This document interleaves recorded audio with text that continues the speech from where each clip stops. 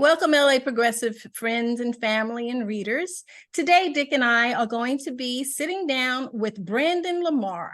And Brandon Lamar is an up-and-coming political candidate in the Pasadena area. And I'm going to allow Brandon to introduce himself and tell us a little bit about the seat that he is competing to fill.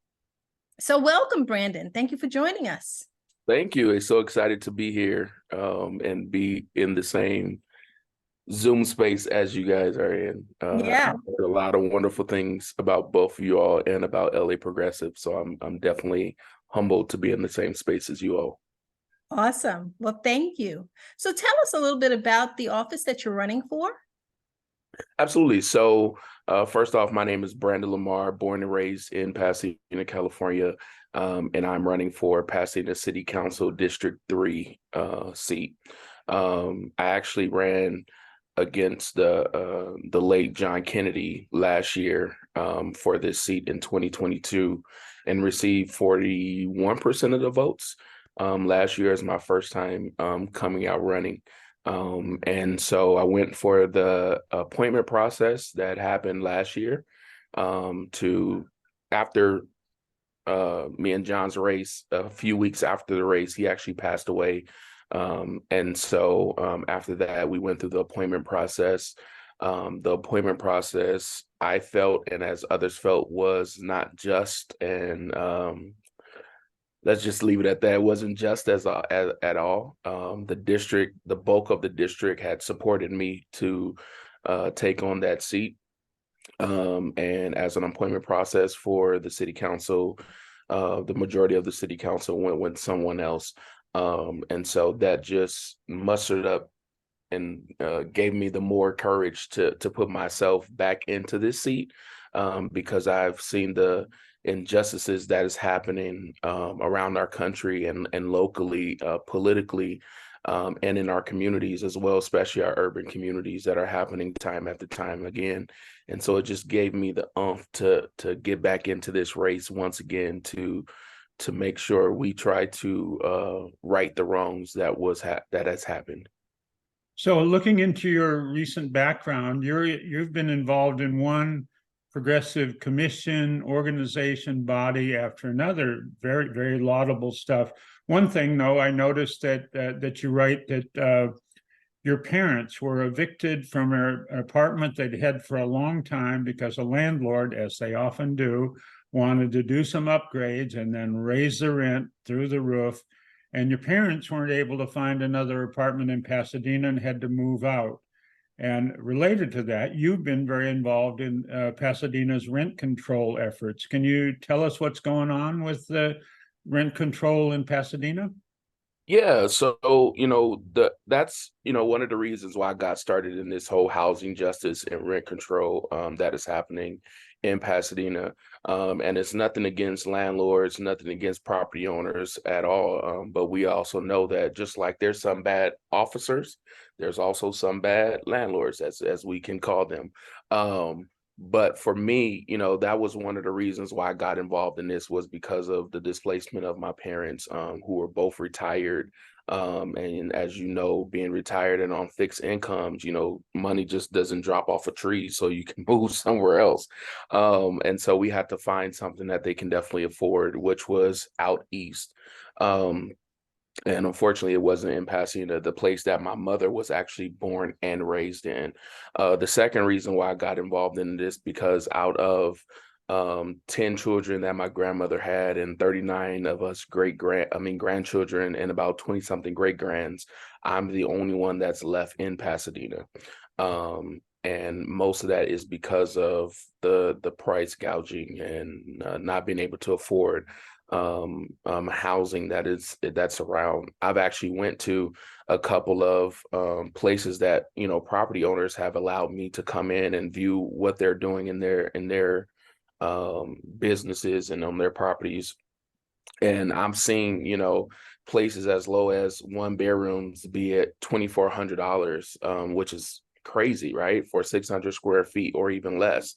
So I'm seeing the prices that are happening around in our city. And so with that being said, I was definitely and still am open and openly supporting Measure H rent control in Pasadena. As I've told everyone, is that I don't believe that it is the solution, but I believe it can be the piece of a pie to the solution if we all work together to make sure it works. And the next part of me helping to make sure it work is I'm now the vice chair of the Pasadena Rental Housing Board in Pasadena to make sure that these efforts are continuing to be successful, to make sure that people stay housed, to make sure that, some landlords who just want to raise the rent for whatever the reason may be, that they actually go through due process to do that. And so, the biggest thing for me is making sure that the culture and the community in Pasadena stays diverse. We cannot continue to say that we live in a diverse community if people are continuing to be priced out and people are continuing to be forcibly to be moved away. So if things like that continue to happen, we won't be the diversity that we claim to be. Thank you, Brandon. I noticed, like Dick said, that you are or have been involved in lots of different organizations. You've been involved in the local Project Labor Agreement Coalition, the NAACP, Leadership Pasadena, Economic Development and Housing Committee on the NAACP. So you have, according to what's listed here, you have a very broad view of perhaps some of the driving causes of why it is that rents are just kind of becoming out of reach for many people, particularly Black and brown people in Pasadena. So you talked about how Measure H is not the panacea. So it's not the silver bullet, but it can help. What do you think what are the root causes? And if you had a magic wand, I'm not talking about, in this office, but if you had a magic wand, how would you address this problem? Yeah, so I think number one, of course, Measure H is here, and so we all have to work together to make sure that it's working. Number two, I believe in the mom and pop landlords. I believe that we have to do what we can to support mom and pop property owners, mom and pop landlords who are providing services to Pasadena. I tell everybody all the time that I'm a big supporter of mom and pop landlords. I'm not a supporter of big corporations and big developers coming in to take housing into their own hands in Pasadena. One of the solutions that I believe that we can do is have more services for our mom and pop landlords, meaning that most mom and pop landlords raise their rent because they have to fix a roof or because they have to fix plumbing. And initially they can't afford to do so. So they have to take a loan, which from that loan, they have to increase rent. So to stop them from actually increasing rent to a certain percentage, my idea is actually to work with the city, and the city comes in with like their MASH program, or we have an apprenticeship program with like the Flint Ridge Center, and actually create a program to where the city or Flint Ridge says, hey, we will come in and we will do the labor if you guys take care of the materials, right? And in order to do that, the city can come into a contract with these mom and pop landlords to say, you guys have to keep it at this amount of rent for 10 years or whatever the case may be, right? I think those are options that we have not considered in our city, and we have to have people on city council to come up with these ideas, right?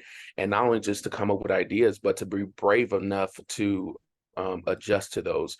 I think the second thing that we have to do is our city spends at least six figures, almost $300,000 every single year with housing or with hotel vouchers. Hotel vouchers only last 2 to 3 days, if that. And so I think that we have to take that money and really start to flip it and creating more transitional living housing so that we can get the people who are unhoused to be in-house. I mean, I tell people all the time, it's one thing for you to give somebody a house, and then after you give them the house, they don't appreciate it because they haven't been taught to appreciate it. And so when it comes to our homeless neighbors, what we have to do is create social services opportunity for them to be able to learn how to budget again, right? How to cook for themselves again, how to go out and apply for jobs again, give them services like wraparound services and mental health support. So I think that's another piece of the pie. The last thing I'll say to this piece of it is I think that we have to redo zoning in our city. There are certain buildings that cannot be turned into housing because of the zoning elements. And so I really think that we have to rethink zoning in our city so that we can actually go into starting to build more affordable housing. And I think, I have to say this. I was going to say that was the last of me, but let me say this as the last thing. I think the real issue with all of this is people are not getting paid what they really deserve to be paid.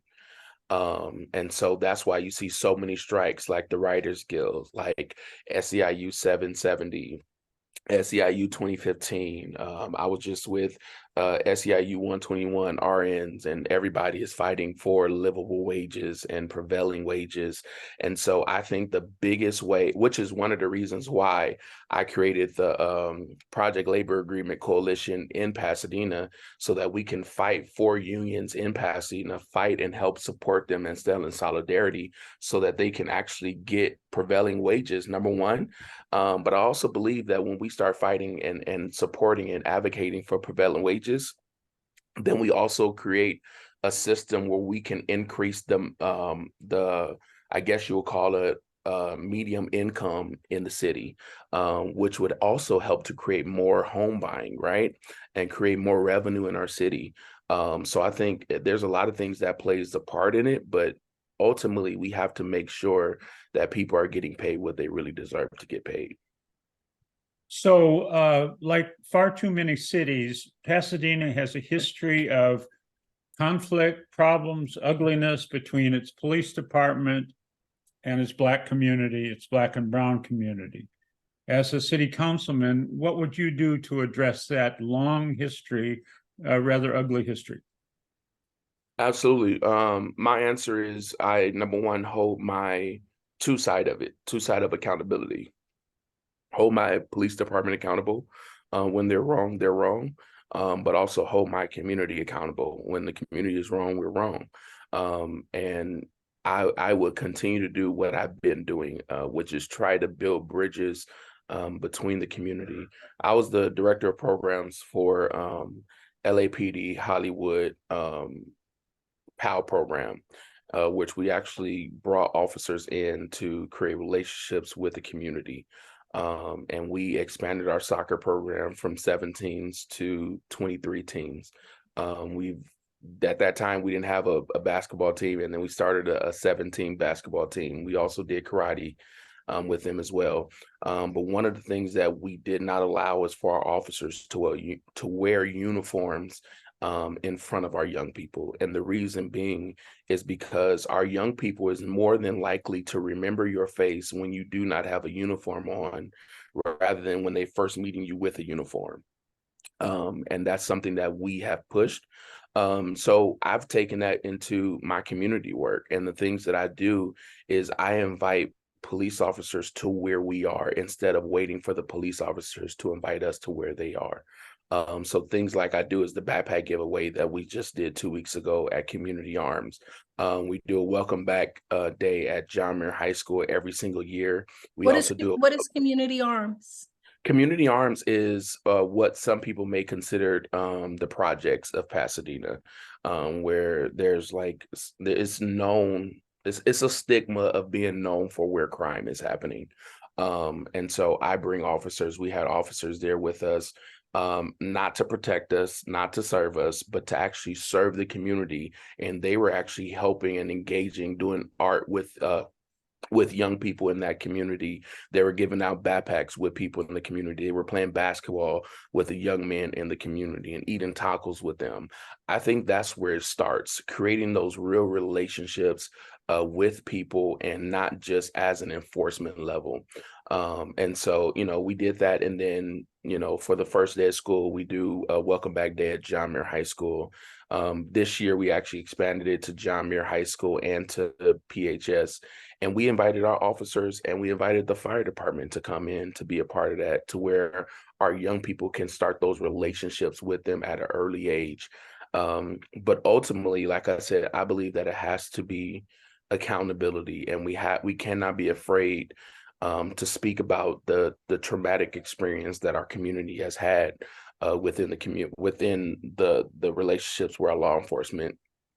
Anthony McLean is a big one. Kendrick McDade is one that we still remember. I went to school with Kendrick McDade, and so that's one that we still remember from just something as simple as somebody making a false police report of somebody having a gun, and the police responding without doing any investigation, without checking or anything.